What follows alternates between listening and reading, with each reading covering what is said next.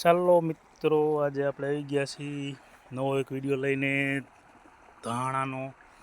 જોઈ લો મિત્રો, આ ધાણાનો પ્લોટ છે 25 વીઘાનો. એકદમ સારા ધાણા, લીલા સેવાર જેવા. પણ અહીંયા થોડી ભૂંડનો ત્રાસ હોય એવું લાગે છે મિત્રો. જો આ પગ બધાય ભૂંડના છે આગળ, અહીંયા ભૂંદડાનો ત્રાસ લાગે છે. જો મસ્ત મસ્ત ધાણા થઈ ગયા છે.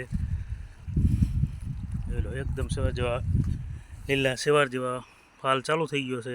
જોઈ લો મિત્રો, આજે તારીખ 4/1/2025 અને કલ્યાણપુર ગામ, કોંઢ કલ્યાણપુર.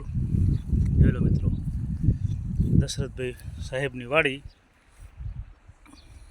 આ ધાણા થયા 2 મહિનાના, હવે 1 મહિનો ઊભા રહેશે. 3 મહિનાની અંદર આ ધાણા પાકી જાય.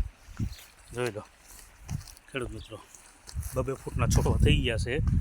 આ ધાણા ઉતરશે સારા, કારણ કે આ લગભગ મારા અંદાજ પ્રમાણે 15 થી 20 મણનો વીઘો આવશે આનો. અને આ ધાણી છે તો આના ભાવે સારા રહેશે. આ બધા 1500-1700 રૂપિયાના શરૂઆતના ભાવ નીકળશે આના. પછી હવે જેવી રીતે ખેડૂતની માવજત કાઢવામાં, જો તડકે બહુ રહેશે તો કલર ડીશ થઈ જાય તો ભાવ ઓછો આવે. બાકી કલર હોય તો આના ભાવ બધા 2000 સુધીના આવી જાય. જો એકદમ ધાણી સારી છે.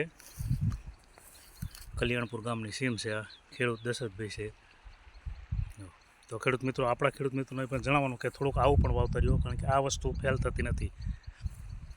બરાબર, હાવ ફેલ જીરાની જેમ કે લો જીરું આવ્યું ત્યારે આવ્યું કહેવાય એવું આ નથી હોતું. આ થાય તે વાવી દો એટલે પાણી મીઠું એટલે આ વસ્તુ થઈ જાય. અને જોકે આ તો પાણી કે જમીન કોઈ વસ્તુ જોતો નથી. ધાણા તો થઈ જ જાય છે.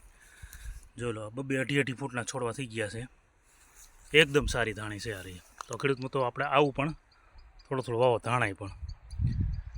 જોઈ લો, આખો પ્લોટ 25 વીઘાનો પ્લોટ સારો છે. બધામાં ફાલ બેસી ગયો છે. 2 મહિના આજુબાજુ વાવેતરની થયું. હવે મહિનાની અંદર આ બજારમાં આવી જશે.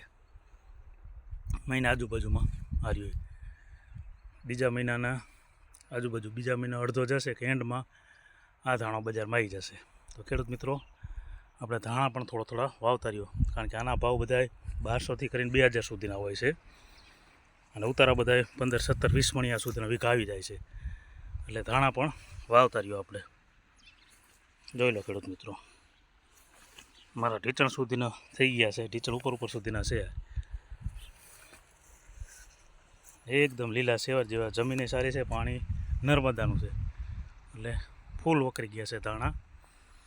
જેમ મોટો છોડ એમ જ ઉતારો જાજો આવે ને. જોઈ લો ખેડૂત મિત્રો, આપણે પણ ધાણા વાવવાનું ચાલુ રાખો. જોઈ લો ખેડૂત મિત્રો, એકદમ સારા છે ધાણા. ચાલો હવે વિડીયોને આપીએ અહીંયા વિરામ આપણે. જો મોલ પાણી સારા હોય તો ખેડૂતની વાડીએ પણ 2 માળના મકાન બની શકે.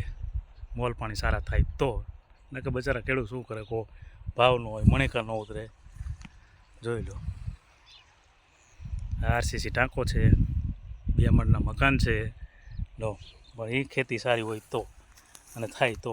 બાકી હવે શું છે, બધે 75% પાણી મોરા પડી ગયા છે. જમીનો બધી મોરી પડી ગઈ, ખારસ આવી ગઈ છે પાણી નબળાના લીધે. પણ અહીંયા નર્મદાના પાણી છે એટલે મોલ પાણી સારા છે. આના બધા ખેડૂત બધા મોટા ખાતેદાર છે. જોઈ લો ખેડૂત મિત્રો, એકદમ સારા છે ધાણા.